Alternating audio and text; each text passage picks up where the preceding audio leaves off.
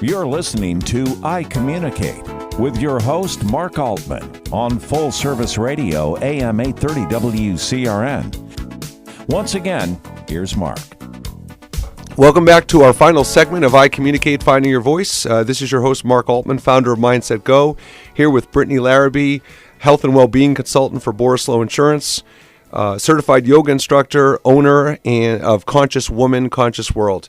And so I want to kind of continue where we're at. And so I think a lot of people, Brittany, when they think about doing something that can help a greater cause, we all start with, oh, I don't have time, and boy, it feels like there's something I have to add to my workload. So this is not something, one of the beautiful things here is this is not an additional step someone has to take. So we were talking about helping the community, and I've seen a lot of organizations pop up recently where they're trying to incorporate schools to support causes like this. How can you expand this among schools, younger kids, things like this? Do you have any aspirations to possibly expand it in that direction? I had not thought of that. I guess there's always the possibility. And as someone who does want to get more into speaking engagements, and I do really enjoy being around people and kids, I can definitely see, maybe it's a hands-on workshop where it teaches kids how to better take care of what they do have, or, how to be a more conscious consumer, because it is a skill. So I definitely think that that's a possibility. So what can someone do now if a woman is listening to the show today and she's very interested? Do they go on your Facebook page and like it? Like, what are a few things initially they could do to, even if you're not all the way to a full-fledged business, what are some things right now they can do? Yeah, absolutely. So the first step, and it feels kind of cliche, but I always hear it's you got to start where you are, right? It's not a quick turnover. You don't all of a sudden see the results. So I would say, yeah, you can definitely go onto my Facebook page or onto Instagram. Conscious Woman, Conscious World is there, and I'm putting regular tips and information on kind of how to get started. But it's to not be overwhelmed. It's just like healthy eating. You don't all of a sudden get rid of all the soda and all the cheeseburgers and all this stuff. It's a step. Maybe it's, hey, instead of 5 sodas today, I'm gonna have 4, or maybe it's 3. So it's taking small, consistent actions, and that's how you get started. Brittany, as you look at your career and your young career, but established, have there been some lessons? You're very big in personal development and growth as well as professional development and growth. Have there been some lessons that you've learned along the way, whether it's your interaction with people, whether it's around habits and wellness, that have really stuck out to you, that have kind of continued to shape who you are today?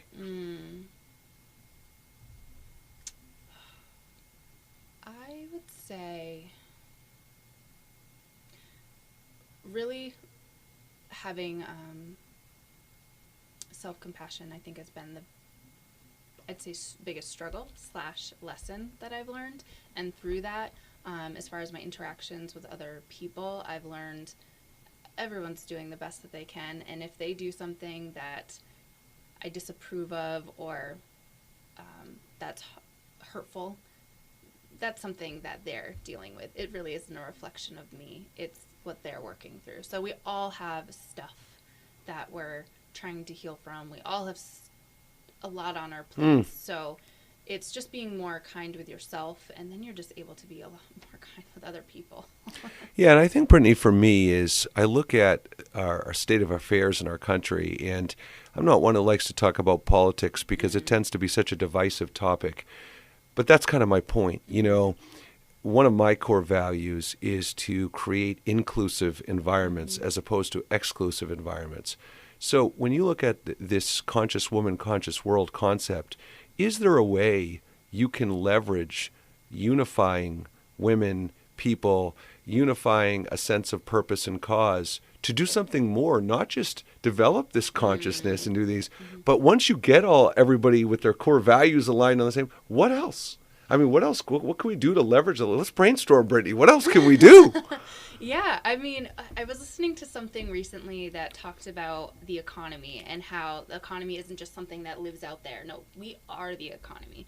So through our choices, we are creating the demand for certain products. So I think when we unify and we demand more health, more environmentally friendly, more ethically, made items, I think as a whole we're saying, no, this isn't cutting anymore.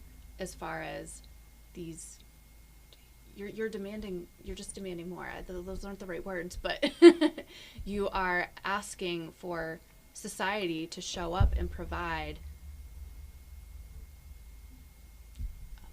Yeah, well, it's okay. So no, I know where you're going, and I guess, one thing I wanted to ask you today before we wrap up is, I believe the biggest impediment to personal and professional growth, and I'm sure people could argue there's lots of reasons, but for me it's fear. And I feel like every time we want to take a step forward in some aspect of our life, there's some kind of fear or message we tell ourselves that gets in the way. And bringing this whole show back full circle today, when you talk about wellness, so much of wellness is removing those emotional and mental obstacles and fears. And I mean, are you seeing that as well? And do you have any thoughts on either how you've done that or how you've recommended other people do that? Yeah, absolutely. I mean, I'll kind of start from personal experience. I mean, I'm a human being, so of course I've experienced lots of fear and resistance. I mean, just even coming onto the show, at first I was like, oh, Great man. example. That's good. And then I said it out loud, and my colleague was like, you have to do that. And I was like, I know, because I've got that feeling in my stomach. I know.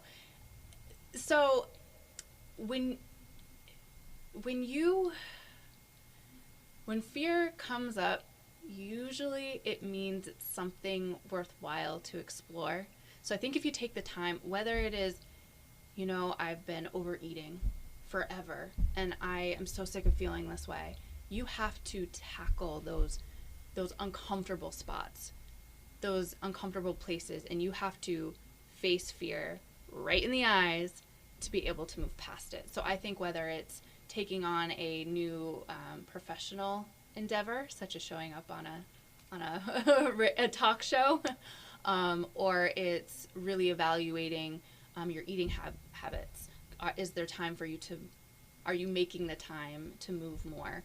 How could you improve your mental health? I think you have to face all the doubts and all the fears, and you've got to really get honest with yourself. So, Brittany, final question for today. It's really one of my favorite topics, especially in the area of wellness, is what I call your self-assessment template. So when you lay your head on the pillow every night, not that you're tangibly taking yourself through this process, but as a general rule, if you look at your own assessment of you that day, what are you going by to say, hey, this was a good day. Hey, I made the impact I wanted to make. Hey, I helped human beings. How do you evaluate that on a daily, weekly basis? Absolutely. So most nights I go to bed and, it's outlining a lot of the healthy, positive things I did. I've tried to really get away from being like, oh, this didn't go the way I wanted it to, but it's, maybe I walk away. Let's use this example for now. And it's like, oh, you know what? I stumbled up on this. I didn't say this the way I wanted to. It's, no, I showed up. I tried something completely new, even though I wasn't 100% sure of myself. I tried. And I opened up opportunities today. I got to have this wonderful experience that I wouldn't have if I had just listened to myself and said, no. I love that. A little bit scary. So I really like to go back and almost take an inventory of the day of what are all the really healthy things, whether it's mentally, professionally, physically, socially, that I did. Yeah, and I think, it's funny you say that because I agree with you completely. And I was working with an executive about a month ago, and I remember I asked him, when you're changing your habits or replacing your habits or improving, how do you evaluate? And he said, so I gave him the example. I said, if you're changing a habit and you're able to effectively change the habit 7 days in a row, and on the 8th day you break, I said, would that be a success? And he said, no. And I said, well, that's an interesting standard you're holding for yourself, right? Because to me, you made progress. Maybe you fell back, but at least you showed yourself, wait, I can do this a week. So I love the fact of the growth that maybe I wasn't perfect on the show, but I got there and I learned and I grew. So I love that. Brittany, thank you so much for joining us today. It was such a pleasure. And if you want to follow her on Facebook, Conscious Woman, Conscious World, Brittany Larrabee, and very talented young professional, and looking forward to having you back on the show at some point soon. Thanks for having me. Thanks, Brittany. All right. Thanks for another edition of iCommunicate, Finding Your Voice. I'm your host, Mark Altman, and we'll see you next Thursday. You've been listening to iCommunicate with your host, Mark Altman, on Full Service Radio, AM 830 WCRN.